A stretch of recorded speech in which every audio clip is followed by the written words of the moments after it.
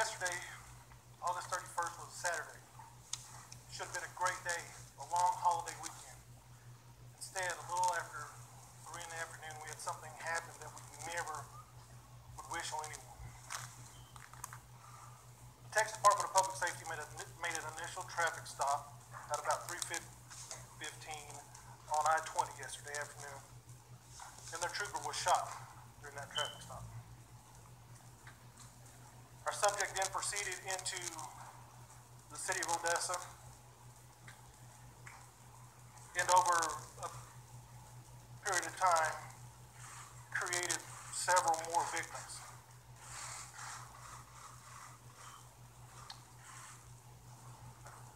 Initially, it was thought that there may have been multiple shooters, and that is because at some point this subject changed vehicle.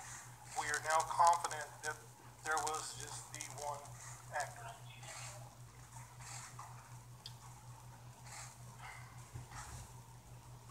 This is an ongoing investigation. It is active. There are still multiple crime scenes that are being worked. There are no definitive answers as to motive or reasons at this point. But we are fairly certain that the subject did act alone. You'll notice that I'm not naming this subject, and there's a reason for that. I refuse to. I'm not going to give him any notoriety for what he did. We'll provide that information to you, but not in this public station. As we stand, 22 people are injured, 3 of them law enforcement. Very, very sadly, 7 people have been killed. 7 of our citizens. Those 7 victims have ranged in ages from 15 years to 57. Very sincerely, I say to those families, I offer my apologies and my condolences. My heart aches for all of you. I ask the city of Odessa, the state of Texas, and the nation to please lift up your hearts and send us your prayers. I thank everyone who has already done that. There has been a tremendous outpour. Just to the local audience, please, with your show of support, you're going to the crime scenes and you're dropping off food and water, and that is much appreciated, but it is also hindering the investigation. So please, if we could stop that and just bring that stuff to a central location here at UTPB would be great. Also want to thank all the support we've gotten from other local, state, and federal law enforcement agencies. The outpouring of resources has been amazing. The cooperation while this incident was ongoing was amazing. Please understand this is a different type of active shooter that we were involved with because he was mobile, and that creates some very special type of issues. So my thanks go out to our brothers and sisters in Midland with the Ector County Sheriff's Office and the Midland County Sheriff's Office and the University of Texas Police Department and the Ector County Independent School District Police Department. And I could sit here all day and name those agencies, those local agencies and state agencies that helped out, and my heart is just filled with gratitude to each and every one of those professionals. So, to close out, I would invite everyone, the community, to join us here this evening at UTPB for our prayer vigil, which will start at 7 p.m. Thank you. Well, Chief, thank you. We're proud of you.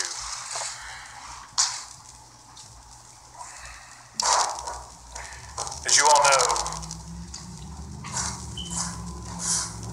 the lives of the people of Odessa and the entire Permian Basin region have been shattered over the past 24 hours.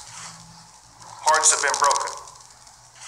We want people of the Permian Basin to know that all of Texans stand with you and embrace embrace you in this time of challenge.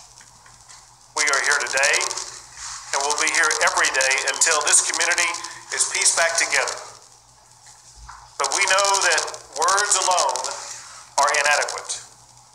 Words must be met with action. I want to thank the police chief for his tireless efforts over the past 24 hours in the robust and heroic response that he and his fellow law enforcement agencies and officers utilized to bring the gunman down and to quickly de-escalate the challenge and to literally save lives that could have been lost had it not been for the action of the collaborative effort by law enforcement. Along those lines, we cannot thank enough all of the first responders from all of the law enforcement agencies involved in this process to ensure that they were going to be able to do what was necessary to restore safety in this community. As governor, I particularly want to thank the Texas Department of Public Safety for what they did. We talk about this all the time, and that is, there is no such thing as a routine stop. The way all this began yesterday was with what would be categorized as a routine stop by the Texas Department of Public Safety, only for that stop to immediately escalate into gunfire by this killer, with a DPS officer being injured in the process. So I appreciate the way that the Texas Department of Public Safety steps up every single day, always prepared, knowing that the lives are on the line any stop they make, ensuring safety in our communities across the state. I also want to express my gratitude to the incredible healthcare providers in this region. They had to deal with probably what was their most challenging day ever, and they stepped up with collective calm and poise to make sure that they were able to heal the wounded as quickly as possible. I want to express my deepest sorrow for the families who have lost a loved one and for all the victims who've been wounded. The hurt you feel is incalculable, but you must hold on to the hope that you can also have.